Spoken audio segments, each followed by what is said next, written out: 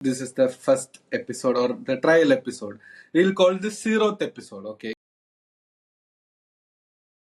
ഈ പരിപാടിയിൽ എന്നോടൊപ്പം കൂടെ ചേരുന്ന രണ്ടുപേരാണ്. ഈ പരിപാടി എന്താണെന്ന് പറയുന്നതിന് മുമ്പ് രണ്ടുപേരെ ഞാൻ ഇൻട്രൊഡ്യൂസ് ചെയ്യുന്നു. ഒന്ന് മലയാള സ്റ്റാൻഡപ്പ് കോമഡി സീനിന്റെ അഭിമാനം ആയിട്ടുള്ള ആരും ഇതിലില്ല. പകരം നമ്മുടെ കയ്യിലുള്ളത് മലയാള സ്റ്റാൻഡപ്പ് കോമഡി സീനിൽ ഞാൻ വിളിച്ച ഫോൺ എടുക്കുന്ന രണ്ടുപേർ. വിഷ്ണു ഫോൺ എടുത്തില്ല. അഞ്ജലി, മലയാള കോമഡിയിലെ സ്ത്രീ സാന്നിധ്യം ഇവിടെ തള്ളവായി. രണ്ടാമത് നമ്മോടൊപ്പം ചേരുന്നു IT-യിലെ ആളുകളെ കുടുകൂടെ ചിരിപ്പിക്കുന്ന, ഓഫീസിലാണ്, ജോക്സിലല്ല. Ladies and gentleman, give it up for Ranjith Kartha. ഞാൻ ഇന്നത്തെ ഈ പരിപാടിക്ക് പ്രിപ്പയർ ചെയ്ത എന്റെ സ്ക്രിപ്റ്റ് കഴിഞ്ഞിരിക്കുന്നു. Oh my god. Thank you for the introduction. താൻ പ്രിപ്പയർ ചെയ്തുകൊണ്ട് പറയല്ല, ശോകമായിരുന്നു.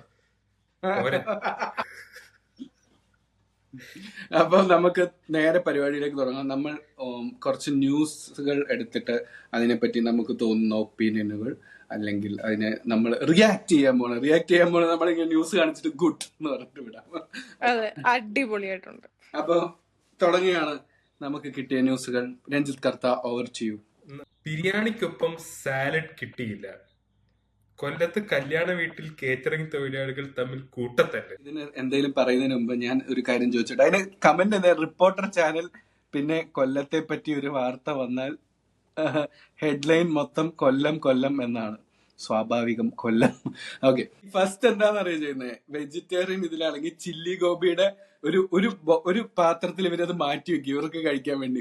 അപ്പൊ ശരിക്കും റിസപ്ഷന് പോവാൻ നേരത്ത് നിങ്ങളോട് ആരെങ്കിലും പറയാണ് ചില്ലി ഗോപി തീർന്നു എന്ന് പറഞ്ഞാൽ തീർന്നിട്ടില്ല, അതിന്റെ താഴെ ഇത് ഇവർക്ക് കഴിക്കാൻ വേണ്ടി മാറ്റി വെച്ചിട്ടുണ്ട്. ഇപ്പൊ കാറ്ററിംഗ് തൊഴിലാളി തമ്മിലുള്ള തർക്കം എന്ന് പറഞ്ഞു കഴിഞ്ഞാൽ എനിക്ക് തോന്നുന്നു ഇങ്ങനെ ആരോ മാറ്റി വെച്ചു സലാഡ്, അത് കൊടുത്തില്ല.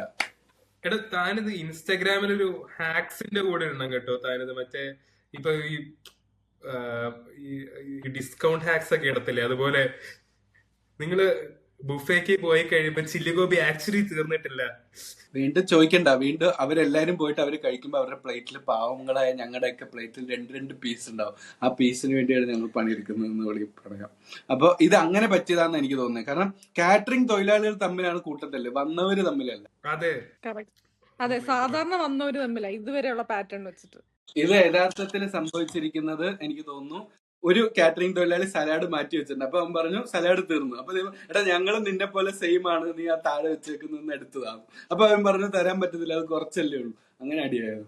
ഞാൻ കണ്ടതെന്ന് വെച്ചാൽ ഈ കൊല്ലംകാർ ഭയങ്കര സെൻസിറ്റീവ് ആയതുകൊണ്ട് ഇങ്ങനെ ചെറിയ കാര്യത്തിന് റിയാക്ട് ചെയ്യുന്നതാണ്. കരുനാഗപ്പള്ളി അപ്പുറത്തേക്ക് പോയി കഴിഞ്ഞാൽ പിന്നെ ആൾക്കാർ ഭയങ്കര സെൻസിറ്റീവ് ആണ്. ഈ അതിർത്തി തർക്കം പോലെ സലാഡ് തർക്കം.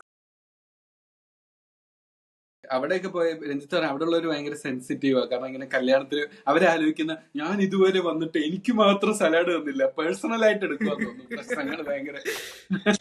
പക്ഷെ ബിരിയാണിക്ക് സലാഡ് കിട്ടിയില്ല നമുക്ക് വിഷമം വരും. ഞാൻ ന്യായീകരിക്കുന്നു. ഞാൻ പറയുന്ന പ്രശ്നം എന്താ വെച്ചാൽ, എന്നെ കല്യാണത്തിന് വിളിച്ചിട്ട് എന്നെ ഇൻസൾട്ട് ചെയ്യുന്ന പരിപാടിയല്ലേ അവര് കാണിച്ചത്. സലാഡ് തീർന്നു പോയി. അങ്ങനെ വീട്ടില് ഞാൻ സ്ഥിരം ഉപ്പുമാവാണ് കഴിക്കുന്നെങ്കിലും കല്യാണത്തിന് വന്ന എനിക്ക് പണി കിട്ടിയിട്ടുണ്ട്. പക്ഷെ ഞാൻ അങ്ങനെ മിണ്ടാതെ പോയിട്ടുണ്ട്. ഞാൻ ഒരു സ്ഥലത്ത് പോയി കല്യാണം അറ്റൻഡ് ചെയ്തപ്പോൾ നമ്മുടെ മൈൻഡ് സെറ്റ് ആയിക്കുവാ. ഇന്ന് ഉച്ചക്ക് 4 കൂട്ടം കറി മൈൻഡ് സെറ്റ് ആക്കിയിട്ട് അവിടെ നിൽക്കുമ്പോ ഒരാൾ പറയാ സോറി കറിയൊക്കെ തീർന്നു പോയി. നമ്മൾ എന്ത് ചെയ്യും? ഞാൻ തൊട്ടപ്പുറത്തെ ഹോട്ടലിൽ പോയി ഊണ് മേടിച്ച് കഴിച്ചു. എന്തായാലും ആ വിഷമം അങ്ങനെ തീരട്ടെ. അവിടെ പോയപ്പോ സദ്യ ഒന്നുമില്ല, ലോക്കൽ ഫുഡ് മാത്രമേ ഉള്ളൂ. പക്ഷെ ആ സദ്യ കഴിക്കുന്നതിന്റെ ഒരു ആഗ്രഹത്തോടു കൂടി പോയിട്ട് അത് കിട്ടാതെ വരുമ്പോഴുള്ള വേദന വലുതാണ്. പക്ഷെ ആക്രമിക്കരുത് ഗൈസ്, ആക്രമിക്കരുത്. എനിക്ക് തന്നെ മനഃപൂർവ്വം പറ്റിച്ചത്. കാരണം എന്റെ ഒരു ഫ്രണ്ട് കൊല്ലത്ത് ആക്ച്വലി ഒരു തവണ വിളമ്പാൻ നിന്നിട്ടുണ്ട്. പക്ഷെ അവൻ സാമ്പാർ കൂടുതൽ കൊടുത്തു എന്ന് പറഞ്ഞ അവന് തല്ലി ഇട്ടാൻ പോയി ഓൾമോസ്റ്റ്. ഈ ചിലര് ചോറിൽ ഇങ്ങനെ സാമ്പാർ ഒഴിക്കുന്നത് കണ്ടു കഴിഞ്ഞാൽ അവർക്ക് എന്തോ മറ്റേ നമ്മളോട് വെറുപ്പുള്ള പോലെ, വെള്ളം കോരി ഒഴിക്കുന്ന പോലെ. അങ്ങനെയല്ല, ഇതിന് റേഷ്യോ ഉണ്ട്. എന്നെ സംബന്ധിച്ചോളം ആ റേഷ്യോയിൽ എനിക്ക് സാമ്പാർ ഒഴിക്കണം, അല്ല ഞാൻ പ്രശ്നക്കാരൻ. ഈ ഹൈ റിസ്ക് പണികളിൽ മറ്റേ മൈനിങ് കഴിഞ്ഞ പിന്നെ എനിക്ക് കാറ്ററിംഗ് വരുമായിരിക്കും. അതും കൊല്ലത്ത് സ്പെസിഫിക്കലി. കൊല്ലത്ത് കൊല്ലത്തെങ്ങാനും പോവാണെങ്കിൽ പോക്കറ്റിൽ കുറച്ച് ഫുഡ് ഐറ്റം ആയിട്ടേ പോവുള്ളൂ.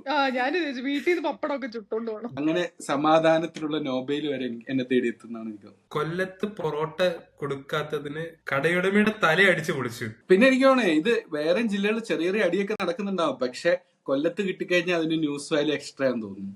TRP അനുസരിച്ചാണല്ലോ ഇപ്പൊ ന്യൂസ് പോകുന്നത്. എനിക്ക് തോന്നുന്നു അടിച്ച പൊറോട്ട കിട്ടാതെ ഇതിന് അടി ഉണ്ടാക്കുന്നവരുണ്ട്. ഇത് പൊറോട്ടയ്ക്ക് വേണ്ടി തന്നെ. അതാണോ ഇനി അടിച്ച പൊറോട്ട? പൊറോട്ട വെച്ച് തലയ്ക്ക് അടിച്ചു എന്നാണോ? തല അടിച്ചു പൊട്ടിച്ചു എന്നാണ്. പണ്ടൊക്കെ പൊറോട്ട കിട്ടായിരുന്നുണ്ട്, കൂടി പോയി 2 തെറി പറഞ്ഞിട്ട് ആൾക്കാർ പോയിരുന്നുണ്ട്. ഇപ്പൊ എന്താ അടിക്കുന്നേ? മാർക്കോടെ ഇൻഫ്ലുവൻസ്, വയലന്റ് പടങ്ങള്. ഞാനൊരു ഡൗട്ട് ചോദിക്കട്ടെ, എന്തുകൊണ്ടാണ് കൊല്ലത്ത് മാത്രം ഇത്രയും കൂടുതൽ? എന്ത് തോന്നുന്നു ഗൈസ്? രഞ്ജിത്ത് പറഞ്ഞ പോലെ ചിലപ്പോ അവര് ഭയങ്കര സെൻസിറ്റീവ് മനുഷ്യന്മാരായോട്ടെ. കൊല്ലത്ത് മാത്രമാണോ? ചിലപ്പോ വേറെ തരത്തിലുള്ള അടികൾ ഓരോരുത്തർക്കും ഓരോ തരത്തിലുള്ളല്ലേ. ഇവരുടെ സ്പെഷ്യലൈസേഷൻ ആയിരിക്കും ഫുഡ് അടി. ഐ മീൻ ഫുഡ് കഴിച്ചിട്ട് അടി. ബേസിക്കലി എന്താ കൊല്ലത്തിന് ഫുഡിന് വേണ്ടി അടി ഉണ്ടാവുന്ന സെൻസ് ചെയ്യില്ല. കാര്യം കൊല്ലത്ത് അങ്ങനെ ഫുഡ് അത്രയ്ക്ക് നല്ലതല്ല. ഞാൻ പറയുന്നു കൊല്ലത്ത് ആകെ ഞാൻ കേട്ടേക്കുന്ന പോപ്പുലർ ഫുഡ് ഐറ്റങ്ങൾ ഒന്ന് കല്ല് സോഡ, ആശ്രമം മൈതാനത്തിലുള്ള ഞാൻ കേട്ടേക്കുന്നത്. പിന്നെ ഏതോ ഒരു കടയിലെ പൊറോട്ട, വേറെ ഏതോ ഒരു ഓപ്ഷൻ കൂടി കേട്ടിട്ടുണ്ട്. അതല്ലാതെ ബാക്കിയുള്ളവർക്ക് കൊല്ലത്തുകാർക്ക് ഫുഡ് കഴിക്കണമെങ്കിൽ അവര് ട്രെയിൻ എടുത്ത് കൊച്ചിയിലും തിരുവനന്തപുരത്തിലേക്കും പോവുകയാണ് ഗൈസ്.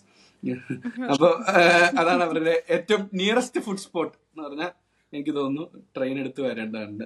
ഞാൻ ഒഫൻഡ് ചെയ്യുന്നതിൽ എനിക്ക് പേടിയില്ല. കാരണം ഇനിയിപ്പോ എന്നെ അവർ അടിക്കാൻ ഉദ്ദേശിക്കുകയാണെങ്കിൽ അവര് തമ്മിൽ അടിയാവും. എന്നെ ആദ്യം ആരടിക്കണം എന്നുള്ളത്. അന്നത്തിനിടെ അച്ചാർ നൽകിയില്ല. ആലപ്പുഴ ആലപ്പുഴ ആലപ്പുഴ എനിക്ക് തോന്നുന്നു ആലപ്പുഴ ബ്യൂറോയിൽ നിന്ന് പുള്ളി കൊല്ലത്തായിരുന്നു ഓടി ആലപ്പുഴ ബ്യൂറോയിലേക്ക് ഓടിയെത്തിയത്. അന്നദാനം എന്ന് പറയുമ്പോ ഫ്രീ ഫുഡ് അടിക്കാൻ പോകുന്നല്ലേ, എന്നിട്ടൊരു ദാനം കിട്ടിയ പശുവിന് പല്ലുണ്ടോന്ന് നോക്കുന്ന ഒരു. അന്നദാനം നൽകുന്നതിനിടെ അച്ചാർ ചോദിച്ച് ആദ്യം വന്നു, രണ്ടാമതേയും മൂന്നാമതേയും വന്നു. ഈ രാജേഷ് ബാബുവിന്റെ പ്രശ്നം എന്താ വെച്ചാൽ രാജേഷ് ബാബുയുടെ പേര് തന്നെ രാജേഷ് ബാബു അമ്പല വീട്ടിൽ നിന്നാണ്. പുള്ളിയുടെ വീട് തന്നെ അമ്പലമാണ്. അപ്പൊ പുള്ളിക്ക് ഒഫൻഡഡ് ആയി. പുള്ളി എന്റെ വീട്ടിൽ വന്ന ആരടാ ഇതേപോലെ മൂന്നാമത് അച്ചാർ ചോദിക്കുന്നത്. പക്ഷെ എനിക്ക് ഇപ്പോഴും മനസ്സിലാത്ത ഇവരെന്തിനാണ് ഈ അച്ചാർ എടുത്ത് ഇങ്ങനെ ഒഴിച്ച അച്ചാർ തിരിച്ചെടുത്ത അതെന്ത് സീനാണ്? ഇത് ശബരി ഒഫൻഡഡ് ഇപ്പൊ സാധനം കേട്ടോ. ഒഴിച്ച അച്ചാർ തിരിച്ചെടുക്കുക, അതെടുത്തിട്ട് എന്ത് ചെയ്യാൻ വേറൊരാൾക്ക് കൊടുക്കാൻ. ഞാൻ ഇതിൽ ആരുടെ കൂടെ നിൽക്കുന്നുള്ളതാണ് എന്റെ പ്രശ്നം. ഇതെല്ലാം പെർസ്പെക്റ്റീവ് ആണല്ലോ, രണ്ടുപേരും രണ്ടുപേരുടെ സൈഡിൽ നിന്ന് റൈറ്റ് ആണ്. എന്തായാലും കൊല്ലത്തുനിന്ന് മാത്രമല്ല ആലപ്പുഴയ്ക്കും സാധിക്കും എന്ന് പ്രൂവ് ചെയ്തിരിക്കുകയാണ്. കൊല്ലത്ത് പൊറോട്ടയ്ക്കും ബിരിയാണിയുടെ കൂടെ സലാഡിനും ഒക്കെ, ആലപ്പുഴ സ്ട്രെയിറ്റ് അച്ചാർ. ഇവിടെ ശ്രദ്ധിക്കേണ്ട കാര്യം ഇതൊന്നും ആക്ച്വലി മെയിൻ ഡിഷിന് വേണ്ടി അല്ല. പൊറോട്ട മെയിൻ ഡിഷ് ആണ്, ബാക്കി 2 സൈഡ് ഡിഷ് ആയിരുന്നു. അതാണ് തോന്നുന്നു മീനിങ് കൊടുക്കുന്നത്. പപ്പടത്തിന്റെ ഉണ്ടായിരുന്നല്ലോ ഒരു ന്യൂസ് ഉണ്ടായിരുന്നു, പപ്പടത്തിന്റെ എവിടെയോ. എനിക്ക് തോന്നുന്നത് ആളുകൾക്ക് തമ്മിൽ പ്രശ്നമൊക്കെ ഉണ്ടെങ്കിൽ നാട്ടിലുള്ളവർ ഇങ്ങനെ പോയിട്ട് മനഃപൂർവ്വം സദ്യ കഴിക്കായിരിക്കും, എന്നിട്ട് അവിടെ വെച്ച് ഇങ്ങനെ പൊട്ടിക്കാന്ന് രഞ്ജിത്ത് പറയുന്ന പോലെ. അതായത് ഇങ്ങനെ ഇരുന്നിട്ട് ഇതാ അച്ചാർ തന്നില്ല അതുകൊണ്ടാ പിടിച്ചിരിക്കുന്നത്. എന്തെങ്കിലും മറ്റേ അമ്മമാരും അറിയത്തില്ലേ, ഇതൊക്കെ നീ ഫോൺ ഉപയോഗിക്കുന്നുണ്ടോ, പറയാനുള്ളത് എവിടെങ്കിലൊക്കെ കറങ്ങി തിരിഞ്ഞു പറയണം. അപ്പൊ എനിക്ക് തോന്നുന്നു ഇയാൾ തല്ലണമെന്ന് അവർക്ക് ഓൾറെഡി ആഗ്രഹം ഉണ്ടായിരുന്നു. അവർക്കൊരു കാരണം വേണം. അപ്പൊ ഇവര് ഏണി പിടിക്കാൻ വേണ്ടി എന്നാ അമ്പല വീട്ടിൽ ബാബു നടത്തുന്ന അന്നദാനത്തിന് പോയിരിക്കാന്ന് പറഞ്ഞിട്ട് പോയിരുന്നിട്ട് ഇത് ചോദിക്കും. അപ്പൊ പുറത്ത് വെച്ച് സത്യത്തില് എനിക്ക് തോന്നുന്നു ഇവന്റെ വഴിത്തർക്കോ അങ്ങനെ ആ നാട്ടിൽ എന്തെങ്കിലും പ്രാദേശികമായ ഒരു പ്രശ്നമാണിത്. അപ്പൊ അത് അച്ചാറിന്റെ പേരിൽ അങ്ങോട്ട് തീർത്തു. ഇനി പറയാൻ കൊള്ളുന്ന പ്രശ്നമല്ലെന്ന് മനസ്സിലായി. കാരണം അല്ലെങ്കിൽ അവർക്ക് അതിൽ പേര്. Bangalore rain weather highlights heavy to heavy rainfall across Karnataka for next 3 days. കർണാടകയിൽ ഓറഞ്ച് അലേർട്ട്. എനിക്ക് തോന്നുന്നു കർണാടക BJP വരുന്നുണ്ടോ? എറണാകുളത്ത് റെഡ് അലർട്ട് ഉണ്ട്. ഇതൊരു കോമ്പറ്റീഷൻ ആയിട്ടല്ല. ബാംഗ്ലൂർ എന്താ പറ്റുന്നത്? ഭയങ്കര മഴ കാരണം എല്ലാം പ്രശ്നം. ഇതിലെന്താ പറഞ്ഞത് എനിക്ക് മനസ്സിലായില്ല. ഇത്രയും വെള്ളം വന്നോ? ഇത്രയും വെള്ളം വന്നു എന്ന് പറഞ്ഞാൽ ചില അതായത് ടെക് പാർക്കുകൾ, മാന്യത, അങ്ങനെ പിന്നെ സിൽക്ക് ബോർഡിലൊക്കെ എനിക്ക് തോന്നുന്നു നല്ലോണം വെള്ളം ഉണ്ടായിരുന്നു. ഞാൻ മാന്യത അവിടെ, അപ്പൊ അവിടെ നല്ലോണം വെള്ളം ഉണ്ടായിരുന്നു. എന്നിട്ട് ആൾക്കാർക്ക് കുറെ പേര് ഓഫീസിൽ പോയായിരുന്നു. ഇപ്പോഴാണ് ഇന്നൊക്കെയാണ് വർക്ക് ഫ്രം ഹോം എന്നൊക്കെ പറഞ്ഞത്. പക്ഷെ ഇനിയുള്ള ദിവസങ്ങളിലും ഇങ്ങനെ തന്നെ വെള്ളമാണ് എന്നാ അറിയുന്നത്. എനിക്ക് തോന്നുന്നു ഈ സമയത്ത് ബാംഗ്ലൂർ സ്റ്റാർട്ടപ്പ് തുടങ്ങുമായിരിക്കും വെള്ളത്തിലൂടെ പോവാൻ. Uber boat, Rapido, Shippido. അത് മാത്രമല്ല മറ്റേ ആൾക്കാർക്ക് ഓൺലൈൻ സ്നോർക്കലിംഗ് ടിപ്സ് എന്നൊക്കെ പറഞ്ഞ് പഠിപ്പിക്കാൻ തുടങ്ങും. ഞാൻ അത്ര ഫോളോ ചെയ്തില്ല കാരണം എനിക്കിത് ബാംഗ്ലൂർ എനിക്കിതൊരു പ്രശ്നമല്ല. അങ്ങനെയല്ല, എനിക്കിത് താങ്ങാൻ. ഞാൻ Bangalore is very personal bro. അപ്പം എന്താ പറ്റിയ വെച്ചാൽ ഞാൻ കുറെ പേരുടെ ഫോട്ടോ കണ്ടു. കുറെ പേരൊക്കെ പറയുന്ന ഇങ്ങനെ ഓഫീസിലേക്ക് പോകാനുള്ള സ്ഥലത്തിലേക്ക് ഫോട്ടോ പുറത്തെത്തിയിട്ട് ഇതാണ് ഞാൻ കിടക്കാനുള്ളതെന്ന്. ഒരു വലിയ ഇതിൽ മഴ ഇങ്ങനെ വന്ന് പെയ്ത് എല്ലാം പൊങ്ങി കിടക്കുക. എന്നാലും അവർക്ക് പോയി പഞ്ച് ചെയ്യണം എന്നുള്ളതാണ്. നിങ്ങൾ സാധാരണ ട്രാഫിക് പ്രോബ്ലം കാരണം ലേറ്റ് ആവുന്നതെന്ന് പറയും. ഇന്ന് ട്രാഫിക് ഇല്ലല്ലോ. മറ്റേ മുട്ട വരെയൊക്കെ വെള്ളം വരുമ്പോ ഇങ്ങനെ ലാപ്ടോപ്പ് പൊക്കി വെച്ച് ചെയ്തോ ഒരു മീറ്റിംഗ്, ഒരു 5 മിനിറ്റത്തെ മീറ്റിംഗ് എടുത്താൽ മതി. ബാംഗ്ലൂർ ഇതിപ്പോ സ്ഥിരം പ്രോബ്ലം ആയില്ലേ, കേരളം പോലെ ആയി. അല്ല മറ്റേ പാകിസ്ഥാന്റെ ഇത് വന്നു കഴിഞ്ഞപ്പോ പറഞ്ഞില്ലായിരുന്നോ, പോർട്ട് ബാംഗ്ലൂർ പോർട്ട് നശിപ്പിച്ചു എന്നൊക്കെ പറഞ്ഞിട്ട്. അതിപ്പോഴാണ് കറക്റ്റ്. ഇപ്പൊ പറഞ്ഞിരുന്നെങ്കിൽ ആൾക്കാർ ചോദിച്ചത് അതെവിടെയാ, മാന്യതയിലാണോ അതോ സിൽക്ക് ബോർഡാണോ എന്ന്. മറ്റേ നീന്തി ചെന്നിട്ട് ഓൺലൈനിൽ മീറ്റിംഗ് എടുത്തിട്ട് തിരിച്ചു വന്നു.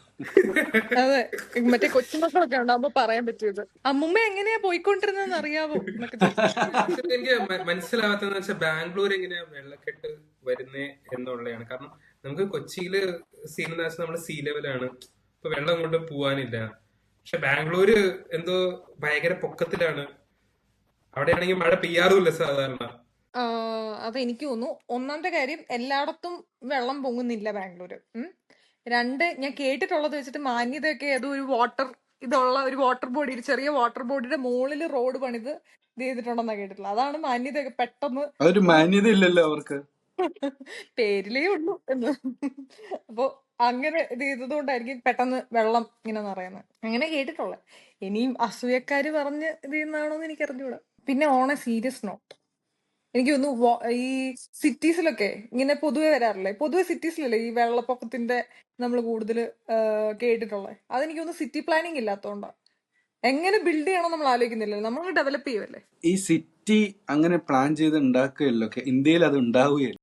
അതെ, എക്സാക്ട്ലി. അതുകൊണ്ടാണ് ഇങ്ങനെ വെള്ളപ്പൊക്കം ഉണ്ടാവുന്നത്. അവിടുത്തെ ചീഫ് മിനിസ്റ്റർ എന്താണ് പത്രസമ്മേളനം വിളിച്ച് പറയാത്തത്? ഒന്നും പറയുന്നില്ലേ? ഇവിടെയൊക്കെ ആയിരുന്നു ഡെയിലി പത്രസമ്മേളനം കൊടുക്കേണ്ട സമയം. ഇവിടെ ഒരു സീൻ ഉണ്ടായാലും ഇവിടെ മറ്റേ ഇത് പൊളിഞ്ഞു പോയല്ലോ, NH-66. ഇതെന്തായാലും നമ്മുടെ നാട്ടിൽ ഇങ്ങനെ റോഡൊക്കെ പൊളിഞ്ഞിട്ട് ഇത് പണിതവർക്കൊന്നും ഒരു ആക്ഷൻ എടുക്കാത്ത എന്താണ്? കാരണം ഇത്രയും വലിയ ഭയങ്കര ഡിസാസ്റ്റർ അല്ലേ ഇത്? കാരണം ഇതിപ്പം ഇങ്ങനെങ്കിലും തീർന്നത് ഭാഗ്യമല്ലേ. കുറച്ചുകൂടി വലിയ പണി കിട്ടിയിരുന്നെങ്കിൽ. നമ്മള് 2 ദിവസം മുമ്പ് ഇതിലൂടെ പോയല്ലേ ഉള്ളൂ, രഞ്ജിത്ത് ഞാനും. നമ്മൾ ഇതുവഴി പോയായിരുന്നു. ശരി, നമ്മള് പോയതേ ഉള്ളൂ. അതെ, നമ്മള് അതെ അതെ. നിങ്ങൾ എങ്ങനെയാണ് ഈ നിയർത്തെ എക്സ്പീരിയൻസിനെ ഡിഫൈൻ ചെയ്തു? ഞങ്ങൾ പോയപ്പോഴേ സംശയം ഉണ്ടായിരുന്നു, ഇത് പണി തീർന്ന റോഡാണോ പണിയുന്ന റോഡാണോ. അതെ, അത് മിക്കവാറും അടുത്ത് ഇങ്ങനെയാണല്ലോ. കൺസ്ട്രക്ഷൻ ഇങ്ങനെ നടന്നുകൊണ്ടിരിക്കും ചുറ്റിനും. എപ്പോഴും ഏതിലൊക്കെ കൺസ്ട്രക്ഷൻ ഇങ്ങനെ നടന്നുകൊണ്ടിരിക്കുന്നതാണോ. എനിക്കാണ് ഇവരുടെ ഒരു മെയിൻ ഇത് എന്ന് പറഞ്ഞു കഴിഞ്ഞാൽ ക്യാമ്പയിൻ, ഈ സർക്കാരിന്റെ ഒരു ക്യാമ്പയിനിൽ ഒരെണ്ണം ഉറപ്പാണ് കേരളം എന്ന്. ഉറപ്പ് പോയി. ഇത് ശരിക്കും ആരുടെ അണ്ടറിൽ വരുന്ന റോഡാ? കേരളത്തിന്റെ. ഇപ്പൊ ഇത് ആരുടെ അണ്ടറിലല്ല, അതാണ് സംഗതി. ഇപ്പൊ ഇത് ആരുടെ അണ്ടറിലായിരിക്കില്ല എന്നുള്ളതാണ് പ്രശ്നം. ഉണ്ടായി കഴിയുമ്പോഴത്തേക്ക് ഇത് നാഷണൽ ഹൈവേ, പക്ഷെ സ്റ്റേറ്റ് പണിത് അവസാനം പഞ്ചായത്ത് പ്രസിഡന്റിന്റെ വീടിന്റെ അടുത്തുള്ള ആരെങ്കിലും പേരിൽ കേസാവുമായിരിക്കും. ഇത് ബേസിക്കലി പബ്ലിക് പ്രോപ്പർട്ടി ആയതുകൊണ്ട് പബ്ലിക്കിന്റെ തെറ്റാ. ശരിയാ. മറ്റേ വിഴിഞ്ഞത്ത് മറ്റേ പോർട്ടിന്റെ ഇനോഗ്രേഷൻ കമ്മീഷൻ ചെയ്തപ്പോ എല്ലാരും നേരത്തെ പോയിരുന്നു, എല്ലാരും ഞാനുണ്ടാക്കിയതാന്ന് പറഞ്ഞു. ഇതുണ്ടാക്കിയത് ആരാണ്? അവരെന്താണ് ഏറ്റെടുക്കാത്ത? അത് ബേസിക്കലി ഇത് ഡിഫറൻസസ് അവിധത്തിലുണ്ടാവുന്ന കുട്ടി സ്വന്തം കുട്ടി ഇതെന്റെയല്ല എന്റെ ഇങ്ങനെ. അതിലൂടെ പോയ മിനിസ്റ്റേഴ്സ് ഒക്കെ എങ്ങനെയല്ലേ? ഇതിപ്പോ ഭാഗ്യം, ഒരുപാട് പേര് മരിക്കാത്ത തന്നെ ഭാഗ്യം. കാരണം നമ്മുടെ നാട്ടിൽ എപ്പോഴാണ് റോഡ് പൊളിയുന്നതെന്നൊക്കെ ഉള്ളത്. ഇതിന്റെ പേരിലൊന്നും ഒരു അടിയില്ല. ഇവിടെ പൊറോട്ടയ്ക്ക് അച്ചാറിനും വേണ്ടി അടി. എനിക്ക് തോന്നുന്നേ ഈ റോഡ് കണ്ടിട്ട് മറ്റേ ഒരു ദിവസം മുഖ്യമന്ത്രിയോ അല്ലെങ്കിൽ റിയാസ് വന്നിട്ട് പറയും ഇത് ബാംഗ്ലൂർ മോഡലിൽ ചെയ്താണ്,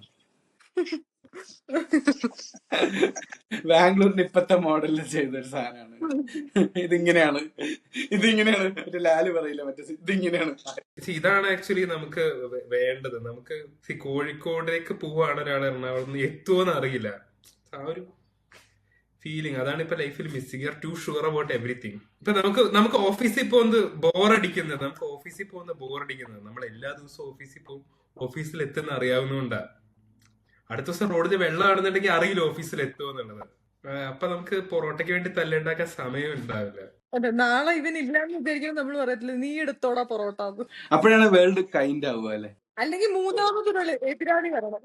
ഇത് ഇപ്പൊ എത്ര കോടി രൂപയുടെ അഴിമതിയാന്ന് മാത്രം അന്വേഷിച്ചാൽ മതി. ഈ റോഡ് എത്ര രൂപയുടെ ആണ് മുക്കിയിരിക്കുന്നത്, എന്ന് മാത്രം അന്വേഷിച്ചാൽ സിമെന്റ് ഒരു തരിയെങ്കിലും ചിലപ്പോ ഒക്കെ കുറഞ്ഞു പോയിട്ടുണ്ടെങ്കിൽ എനിക്ക് എന്തെങ്കിലും ആക്ഷൻ പെട്ടെന്ന് ഉണ്ടാവണമെന്നുണ്ടെങ്കിൽ എനിക്ക് തോന്നുന്നു ഇത് ടെററിസ്റ്റുകൾ ചെയ്തതാന്ന് പറഞ്ഞാല് ചിലപ്പോ അതും പറയും, പറ്റുവാണെങ്കിൽ അതും പറഞ്ഞേനെ ഈ പാലത്തിലൂടെ പാകിസ്ഥാന്റെ ഒരു ഡ്രോൺ പോലുള്ള. അല്ലെങ്കിൽ പറയും ഇനിയിപ്പോ ഇത് സ്ഥലം മലപ്പുറം ആയതുകൊണ്ട് പറയും ഇത് റോഡ് ജിഹാദാന്ന് പറയും. റോഡ് ജിഹാദ്. റോഡില് അങ്ങനെ ഓരോരുത്തർക്ക് ഈ വാർത്ത അവർക്ക് ഇഷ്ടം. റോഡിൽ പോയ ഹിന്ദുക്കളെ തെരഞ്ഞു പിടിച്ച് റോഡിൽ അടിക്കൂടി വലിച്ചു BJP പറയുന്നത് റോഡ് ജിഹാദ്. ഇന്ത്യ പാക് സംഘർഷം രൂക്ഷമാവുകയാണെങ്കിൽ തന്റെ പണം ഇന്ത്യക്കാർക്ക് നൽകുമെന്ന് US മുൻ വ്യോമസേന പൈലറ്റ്. അതിന്റെ ആക്ച്വൽ എന്താണെന്ന് വെച്ചാൽ I flown with both Indian and Pakistani fighter pilots during my career. I just say my money is on Indians if this continues to escalate. ഭാഗ്യത്തിന് പുള്ളിക്ക് മലയാളം അറിഞ്ഞൂടാ. അപ്പോൾ ഈ ഫസ്റ്റ് നമ്മുടെ ട്രയൽ എപ്പിസോഡ് ഇവിടെ പര്യവസാനിക്കുകയാണ്, കംപ്ലീറ്റ് ചെയ്യുകയാണ്, തീരുകയാണ്. ഇതിലൂടെ നമ്മൾ മനസ്സിലാക്കിയ ഒരു കാര്യം എന്തെന്ന് വെച്ച് കഴിഞ്ഞാൽ ഉഴപ്പാണ് കേരളം. 1, 2 പപ്പടം, അച്ചാർ മുതലായവ ആരെങ്കിലും എപ്പോഴെങ്കിലും നിങ്ങളുടെ ജീവിതത്തിൽ ചോദിക്കുകയാണെങ്കിൽ നിങ്ങൾ ജില്ല ഏതാണ് എന്ന് നോക്കി മാത്രം റിയാക്ട് ചെയ്യുക, അത് കൊടുക്കുക. അനാവശ്യമായ ഈ റോഡ് റേജ് പിടിക്കാതെന്ന് പറയുന്ന പോലെ ബിരിയാണി റേജ് പിടിക്കാതിരിക്കുക. കാരണം വിശക്കുമ്പോൾ പലരും കൊല്ലംകാരാകുന്നു എന്നാണ് അതാണ് പ്രശ്നം. അപ്പോൾ വിശക്കുമ്പോൾ നിങ്ങൾ അറിയാതെ കൊല്ലംകാരാകുന്നു. അപ്പോൾ ശ്രദ്ധിക്കുക. അപ്പൊ ഇനി എന്തെങ്കിലും കൺക്ലൂഡിങ് റിമാർക്സ് നമ്മുടെ ഈ എപ്പിസോഡിലെ ഗസ്റ്റുകളായ അഞ്ജലി കണ്ണുകൊണ്ട് മാത്രം ഈ ഫുൾ പോഡ്കാസ്റ്റിൽ അഭിനയിച്ച അപ്പോൾ താങ്ക് യു ഗൈസ് പങ്കെടുത്തതിൽ. അപ്പോൾ അടുത്ത എപ്പിസോഡുമായി വീണ്ടും കാണാം. ബൈ.